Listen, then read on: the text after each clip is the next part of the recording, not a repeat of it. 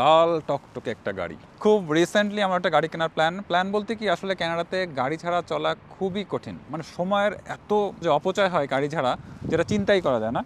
তো আজকে গাড়িটা কিন্তু আমার ফোকাস না, আজকে আমরা ড্রাইভিং রোড টেস্ট নিয়ে কথা বলবো, এবং রোড টেস্টে আসলে কোন জিনিসগুলো হাইলাইট করা হয় সেইটার থেকে আমরা বেশি জোর দেবো হচ্ছে আপনি কিভাবে কানাডাতে এসে রোড টেস্টের জন্য প্র্যাকটিস করতে পারেন। কারণ কানাডাতে ড্রাইভিং শেখাটা অনেক এক্সপেন্সিভ। বাংলাদেশে হয়তো আমরা 10,000, 20,000, 15,000 টাকা ড্রাইভিং প্র্যাকটিস করতে পারি, কিন্তু এইখানে কিন্তু অনেক বেশি এক্সপেন্সিভ।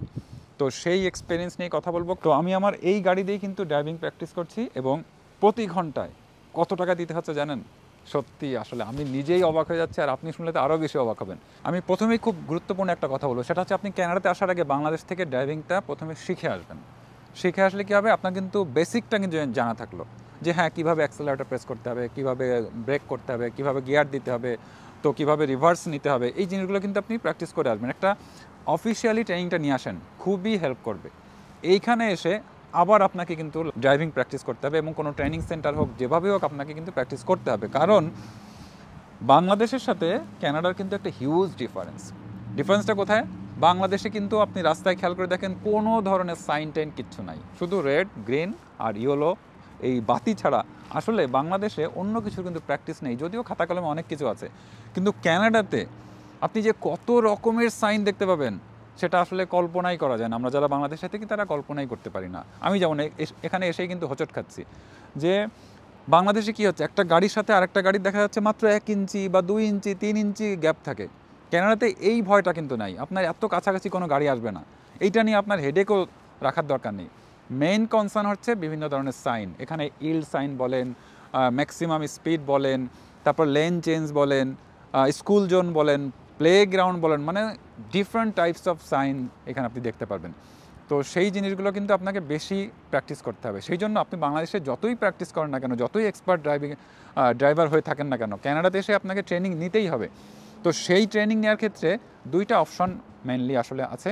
একটা হচ্ছে অফিসিয়াল ট্রেনিং, মানে বিভিন্ন ট্রেনিং সেন্টারে যে আপনি ট্রেনিং নিতে পারেন, আর একটা হচ্ছে পার্সোনালি হয়তো বা আপনার বন্ধুবান্ধব বা কানাডাতে যারা আছেন বা এলাকার কোনো মানুষ যারা আনঅফিসিয়ালি ট্রেনিং দিয়ে থাকেন, তাদেরকেও যদি আপনি হায়ার করতে পারেন, সেটা অনেক চিপার অপশন হবে। চিপার অপশন বলতে কী বোঝাচ্ছি? কারণ এইখানে কানাডাতে, আমি আলবার্টা প্রভিন্সের এডমন্টনের কথাই স্পেশালি বলছি, যে এইখানের কস্ট কেমন। কারণ কানাডাতে অনেক বড় দেশ, এত বড় দেশের সারা দেশের হিসাব কিন্তু আমি বলতে পারবো না। তো আমাদের এখানে দেখা যাচ্ছে যে $60 to $65 পার আওয়ার, মানে প্রতি ঘন্টায় আপনাকে মিনিমাম $60 থেকে $65 পে করতে হবে এই ড্রাইভিং লার্নিংয়ের জন্য। যদি আপনি অফিসিয়ালি কোনো ট্রেনিং সেন্টারে ভর্তি হন, এটা কিন্তু খুবই এক্সপেন্সিভ, চিন্তা করেন। এবং সমস্ত ট্রেনিং সাধারণত দেখা যায় মাত্র 10 ঘন্টার হয়, হয়তো প্রতিদিন 2 ঘন্টা করে শেখাবে, 5 দিন শেখাবে, 10 ঘন্টায় যদি $60 হয় তাহলে কত দেওয়া লাগছে? $600।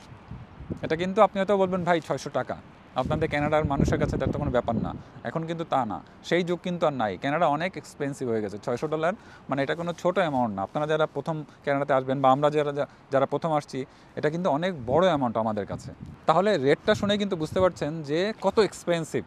সেই জন্য আমি বললাম আপনি বাংলাদেশ থেকে কিন্তু ড্রাইভিং প্র্যাকটিসটা অবশ্যই করে আসবেন, তাহলে কি আপনার একটা স্টেজ পর্যন্ত কিন্তু আপনার জানা থাকলো। তো এই কানাডা আসার পরে ওই 10 ঘন্টায় কী করবেন ভাই? আপনি তো এক্সপার্ট হতে পারবেন না। সেই জন্য এক্সপার্ট যা হওয়ার বাংলাদেশ থেকে হয়ে আসবেন। এইখানে এসে জাস্ট আপনি অ্যাকচুয়াল রোডে যে প্র্যাকটিসগুলো করবেন, এবং এই সাইন সম্পর্কে পরিচিত হবেন, কীভাবে লেন্স চেঞ্জ করতে হয়, কীভাবে সাইনগুলো জানতে হয়, কোন সাইনের মিনিং কী, এগুলো আপনি জেনে যাবেন কিন্তু প্র্যাকটিসের মাধ্যমে। তো এই 10 ঘন্টায় কিন্তু আপনাকে ওইটুকু আপনাকে শিখতে হবে। সেই জন্য 10 ঘন্টা কিন্তু মানে আপনি পুরো পাকা ড্রাইভার হওয়া সম্ভব না। সেই জন্য আমি বলছি কিন্তু আপনি বাংলাদেশ থেকে এই জিনিসটা কমপ্লিট করে আসেন, এইখানে এসে আপনি ওই কাজটা করবেন। এখন কথা হচ্ছে, তাহলে আমি কি এই $600 দিয়ে প্র্যাকটিস করছি? না। সেই জন্য একটা টিপস দিব আপনাদেরকে, যে $600 বদলে কত দিয়ে আমরা আসলে এই লার্নিং প্র্যাকটিসটা করতে পারি, ড্রাইভিং প্র্যাকটিসটা করতে পারি। তানভীর ভাই মূলত আমাকে এই হেল্পটা করেছেন, কারণ এত অল্প টাকায় আমি যে ড্রাইভিং শিখছি, এটা বলতে পারেন তানভীর ভাইয়ের ওসিলায় হয়েছে। তানভীর ভাইকে অসংখ্য ধন্যবাদ। তানভীর ভাই চলে আসেন তাড়াতাড়ি, আমরা উঠি। তাহলে শুরু করলাম, বিসমিল্লাহ। Okay? Yeah, now we are safe. Yes. You're safe now. So always center, don't touch the solid lane and the broken lane. Okay. Then before you stop. Tanvir bhai, So this is 50. So it's But fine to speed limit is 45 50, right? speed. Yeah, the speed is 50. I know, we'll go to the left or right? So left. So signal. একটা জিনিস বলি, সেটা হচ্ছে আমার সাথে যে trainer আছেন উনি কিন্তু ফিলিপিনের মানুষ। তো আমি আসলে অবাক হয়ে গেছি, আমি যখন ওনার কাছে ট্রেনিং নিব বলে ঠিক করলাম তানভীর ভাইয়ের মাধ্যমে। তো আমি প্রথমে একটু চিন্তা ছিলাম আসলে ট্রেনার কি ভালো হবে, তানভীর ভাইয়ের বন্ধু কেমন হবে কে জানে। তো আসলেই আমি যখন ট্রেনিং নেওয়া শুরু করি, I was really surprised that he is really a good trainer, and I am very much pleased to him, right brother? Yes, right. Thank you. Keep going straight. তো আপনারাও যখন আপনার যে কোনো ট্রেনার ঠিক করবেন আর কি, একটু তার ব্যাকগ্রাউন্ড বা তার পরিচিত, তার কাছ Yes, থেকে ট্রেনিং নিয়েছে, pedestrian. Go to the left side. ওকে, চেষ্টা Signal. করবেন তার ট্রেনিং কোয়ালিটি সম্পর্কে জেনে নিতে, Signal কারণ first. It is always. Too much important. We So should stop. stop, right? Yes. We should stop. Okay. Let passing all the cars first. Now I can go, right? Yes. Right. মানে আমরা হাইওয়ের দিকে যাচ্ছি আর কি, এটা বলা যায় আমাদের শহর এবং হাইওয়ের কানেক্টিং ওয়ে।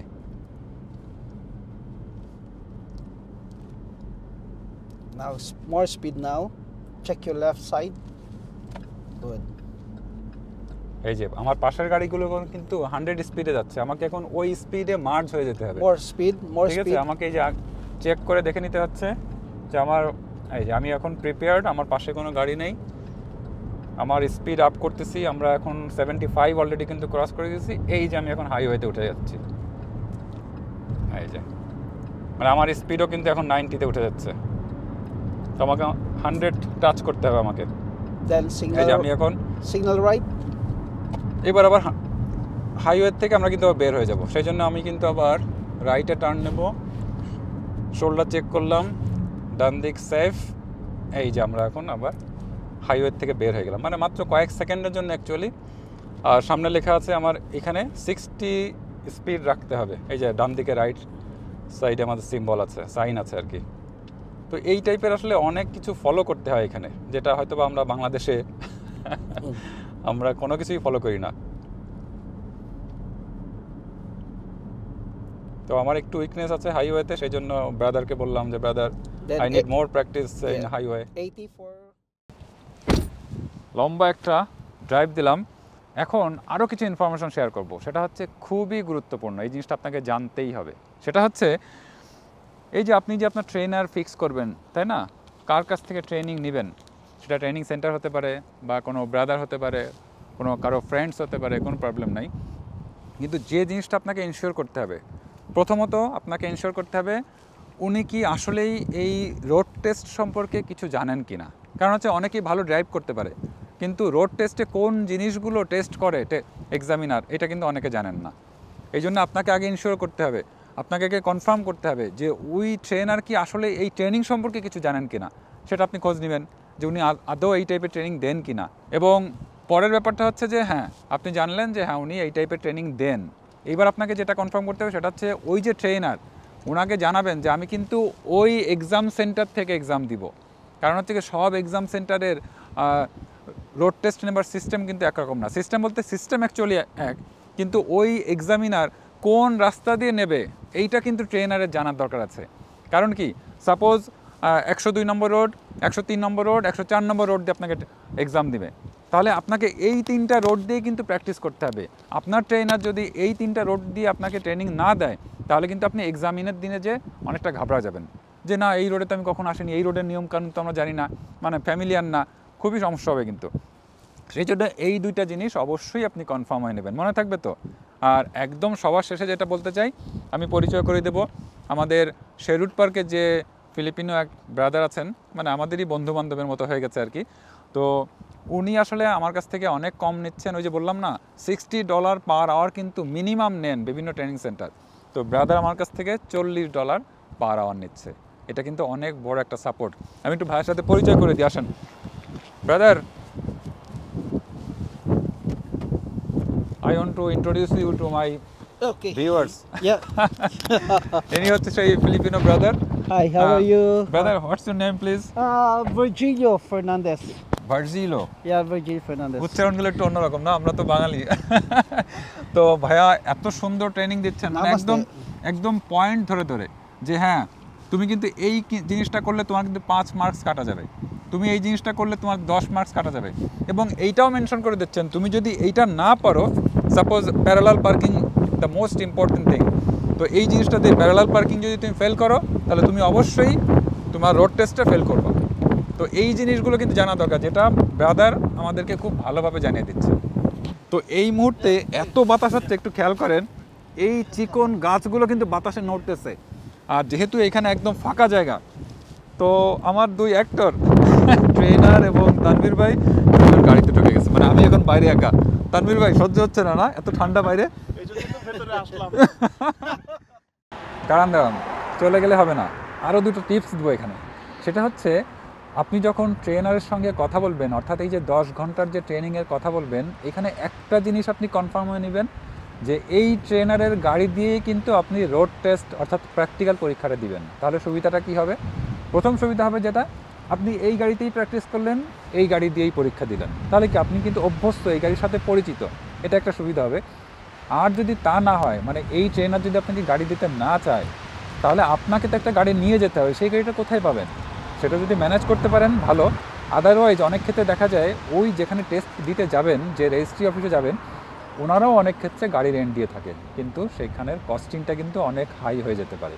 এমন হয়ে যেতে পারে যে আপনাকে ওই 1 ঘন্টা মানে 45 মিনিটের যে ট্রেনিং মানে এক্সাম, তার জন্য $100-200 কিন্তু পে করা লাগতে পারে।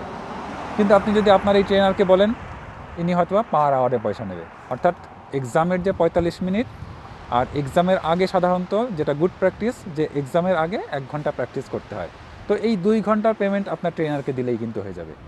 তো এটা কিন্তু একটা খুবই ইম্পর্টেন্ট ব্যাপার, যে আপনার ট্রেনারের সঙ্গে ক্লিয়ার কথা বলে নেবেন যে ভাই আপনার গাড়ি দিয়েই কিন্তু আমি এক্সাম দিব। আর একটা কথা বলবো, সেটা হচ্ছে এই যে প্র্যাকটিক্যাল পরীক্ষাটা দিব, ফাইনাল এক্সাম যেটাকে রোড টেস্ট বলা হয়, এই রোড টেস্টের রেজিস্ট্রেশন ফি কিন্তু $150 ± অর্থাৎ কি $150 আপনাকে পে করতে হবে। এটা সেন্টার ভেদে ভ্যারি করতে পারে, কম বেশি হয়। তো সেই জন্য যেটা বলবো, আপনি ভালোভাবে প্র্যাকটিস করে পরীক্ষা দেবেন, কারণ যদি আপনি ফেল করেন আপনাকে আবার রেজিস্ট্রেশন করতে হবে, ওই সেম টাকায় কিন্তু দিতে হবে, মানে যতবার পরীক্ষা দেবেন ততবার আপনাকে এই পেমেন্টটা করতে হবে। সেই জন্য খুবই সিনসিয়ারভাবে পরীক্ষা দিতে হবে, নার্ভাস হওয়া যাবে না।